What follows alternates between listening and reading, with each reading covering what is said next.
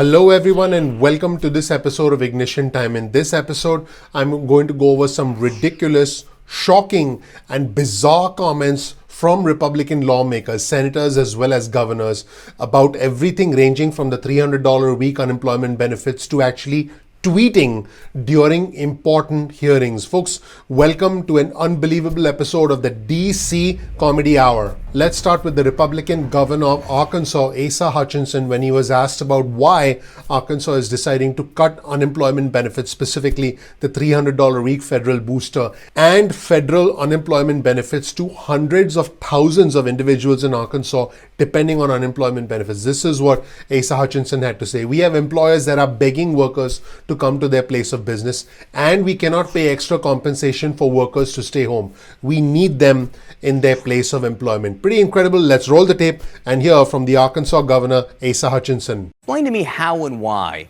you reached this decision to halt the enhanced unemployment benefits. Well, the extra compensation was very helpful during the dark days of the pandemic when unemployment rates were so high.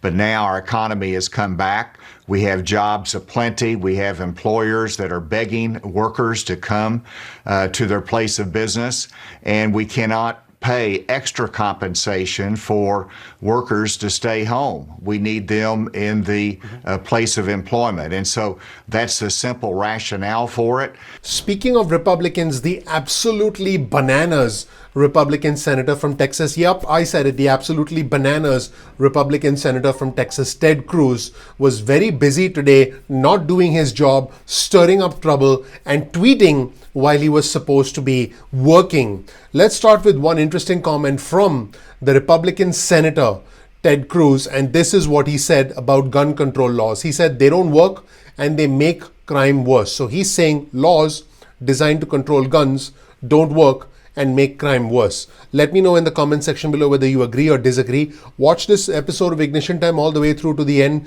because the behavior of Ted Cruz today simply got even more bizarre. Let's roll the tape and check out this first segment with Ted Cruz. Democrats don't want to address the consistent, proven, empirical failure of gun control laws.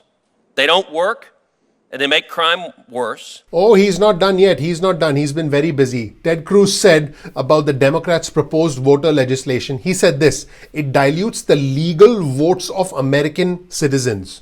Yes, he said that the proposed voter legislation from Democrats, I quote, dilutes the legal votes of American citizens. Let's roll the tape and hear from the troublemaker, from the senator who believes that tribalism is the only way to score political points and raise funds, create more division in our country, the one and only Cancun Cruz. Let's watch. This legislation is profoundly dangerous, and the reason it suppresses millions of votes is by allowing millions of people to vote illegally. And that is the intended effect, and that would be the actual effect of this bill. It dilutes the legal votes of American citizens. There's more.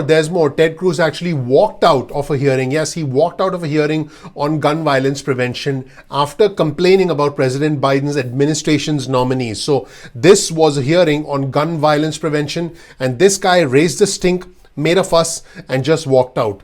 That's taxpayer dollars in Texas working for us. That's what's going on, folks. Let's take a look at more shenanigans from Ted Cruz. If you don't support abolishing the police, why do you keep voting for nominees who advocate abolishing the police? As you well know, Senator Cruz, that is a complete distortion of their positions. We're not here to talk about those nominees. If you want to stay, we can do it at the end of the hearing, but right now we're going to move on. I turn to my Democratic colleagues if either of them have any opening statements. Senator Feinstein. Senator Cruz, Mr. Chairman. That's not all. Senator A.B. Klobuchar, who's a Democrat, was asking Senator Ted Cruz, a Republican from Texas, about the Capitol insurrection and his attempt to overturn a legitimate election. And he was busy on his cell phone. Yes, he was on his cell phone while she was talking to him. Pretty incredible. Check this out. He's supposed to be working, but he's on his cell phone. And I'll show you in the next segment what he was doing. He was actually tweeting with the news outlet. Yup, he was tweeting with the news outlet. Let's roll the tape and check out what Ted Cruz has been busy doing. To the day of the insurrection, to January 6th, when in fact you, Senator Cruz, not all of your colleagues here today, you were contesting the Electoral College. You were leading, one of the leaders on the effort to say that the election results were not correct. And so you wonder why we want to make sure that people have the right to vote. Well, it's because of this kind of rhetoric and this kind of behavior and an insurrection at the Capitol and a former president that is still maintaining that he somehow won the election when we all know it's not true. And so that's why, if you ask why we are still interested in protecting our democracy from that day of January 6th on, I think that's your answer. Well, Chairman Klobuchar, this bill had nothing to do with the 2020 election because it was drafted 4 years earlier. So what was he busy doing? Was it a life and death situation? Was it a very urgent situation? It clearly wasn't. Here's a tweet from the Recount, which is a news outlet, about a bizarre back and forth that they were having with Senator Ted Cruz during a hearing on elections when he was being spoken to by another Democrat. This is supposed to be a senator doing his job, but it's Cancun Cruz probably thinking about his next vacation in Cancun. Let's check this out. Check out his bizarre exchange with a news outlet while he's supposed to be working for the American people. Let's watch. You, Senator Cruz, not all of your colleagues here today, you were contesting the Electoral College.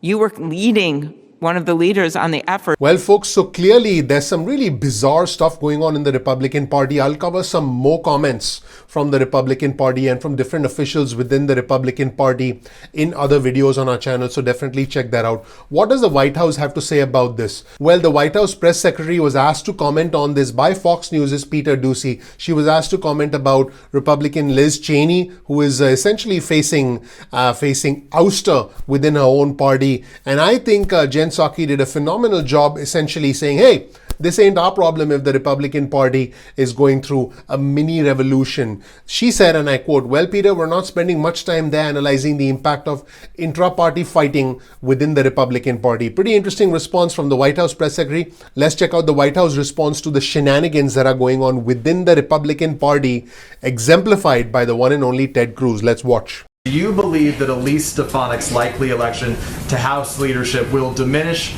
or will help the prospects for bipartisanship in Washington? Well, Peter, as probably won't surprise you, we're not spending much time here determining an outcome of, or predicting an outcome of, I should say, or analyzing the impact of inter-party fighting within the Republican Party. We will leave that to them to work out among themselves. So there's clearly a moment of reckoning for the Republicans, and I'm not the only one saying this. There are other Republicans actually saying this about their own party, specifically about the party leadership, believe it or not. Let's check out this interesting clip featuring the former Republican Congressman Paul Mitchell, and he's talking about the Republican leader in the House, Kevin McCarthy, who's a Republican from California. This is the exact quote from Mitchell. He said, Kevin McCarthy will do almost anything to take back control of the House, short of throwing his mother under the bus. Yes, he said that Kevin McCarthy will, again, I quote, do almost anything to take back control of the House, short of throwing his mother under the bus. Wow. Let's roll the tape and hear from a former Republican congressman about the leader of the Republican Party in the House of Representatives. Let's watch. I just think Kevin's primary interest is achieving the gavel. He will do almost anything to get the gavel, to become speaker, short of throwing his mother under the bus, I think, to be absolutely honest with you. He's not the only one. Adam Kinzinger, who's a Republican congressman from Illinois, had this to say about his party leadership. This is a very scathing criticism of the Republican Party from a current Republican congressman who, by the way, voted to impeach former President Trump. This is what Kinzinger said.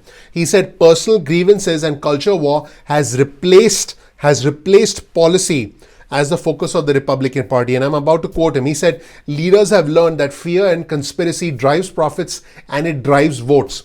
Fear is the most compelling human emotion. You have heard me talk about this. Politics is about timing. opportunity, it's about tribalism, and it's about perception. And Adam Kinzinger, maybe he watches Ignition Time. Hey Adam, do you watch Ignition Time? If you do, make sure you click like. But folks, seriously, let's take a look at what a Republican congressman said about his own party. Let's roll the tape and watch. What I think has happened in the Republican Party is policy has been replaced by personal grievance and by culture war.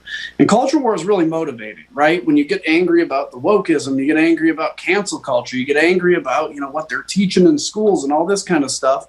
It really can overtake you that all you want to do is just destroy the other side of the aisle. And that's what the problem is leaders for the last 10 years have learned that fear and conspiracy drives profits and it drives votes. Fear is the most compelling human emotion. Now let's shift gears to other Republicans. The prominent Republican governor of Florida, the Florida governor Ron DeSantis, had this to say about kids. He said these kids do not need to be wearing these masks, as he encourages Florida to reopen in every way, shape and form possible. Let's roll the tape and hear from Ron DeSantis.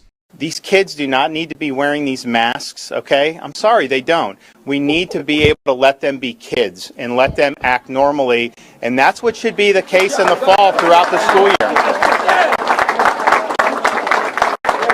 And Ron DeSantis is not the only Republican who's trying to encourage his state to reopen. I did break the news on our channel that the states of Montana, South Carolina, as well as other states like Arkansas are doing away with the $300 a week federal unemployment booster. Well, folks, that list is actually growing. First, let's take a look at the governor of South Carolina, the Republican governor of South Carolina, Henry McMaster, and he talked about ending the federal pandemic unemployment benefits. He said, this is about as close to socialism as anything I've seen. We're not going to take that unemployment money to pay people for not working. Yup, that is a comment from the Republican governor of South Carolina, Henry McMaster. Let's roll the tape and hear what he had to say. Tucker, this is about as close to socialism as anything I've seen. The federal government's just taking over, just throwing money at people. I don't know how we're going to spend all of this. That's why we can't. This cannot be done. But we're not going to take that unemployment money to pay people for not working. We got help wanted signs up everywhere. But wait, there's more.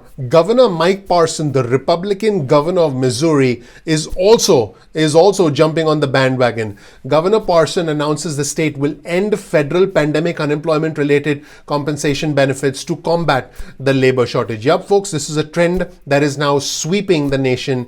Initially, it was Montana, then South Carolina, then it was Nebraska, then now it is Missouri, and most states, including North Dakota and Arizona, are now starting to do the same thing. Let's hear from the Republican governor, Mike Parsons of Missouri, as he announces that his state will end federal pandemic unemployment benefits. Pretty incredible, unusual, and in some cases, as you've seen in this video, in this episode of Ignition Time, downright bizarre behavior from Republicans. Let's roll the tape and check out what the governor had to say. Let's watch. Despite our economy's strong comeback, many business owners and employers across the state are still struggling, not because of COVID-19, but because they can't find people to fill the jobs. To help address this labor shortage, I have directed the Missouri Department of Labor to end participation in all federal pandemic-related unemployment benefits effective Saturday, June the 12th. Let me know what you think of this bizarre behavior from several Republicans. Let me know what you think in the comment section below. Also, please click like, please subscribe, please enable notifications. It really helps out our channel. That is your way of supporting our channel. Make sure to follow me on Twitter. You'll be able to follow along all the latest news stories that I'm tracking. You'll be able to follow my retweets in real time, and it's almost like having your own breaking news alert service. Thank you so much for watching. Please click like, please subscribe, please enable notifications. This channel, the Ignition Time channel, is about the country, the economy, as well as our money. Please check out my introductory video. This video, you'll be able to click on it on the top right hand side of your screen. You'll learn more about who I am, what my journey has been like, and why you should listen to me. Thank you so much. I'm looking forward to seeing you in the next episode of Ignition Time. Take care. Bye.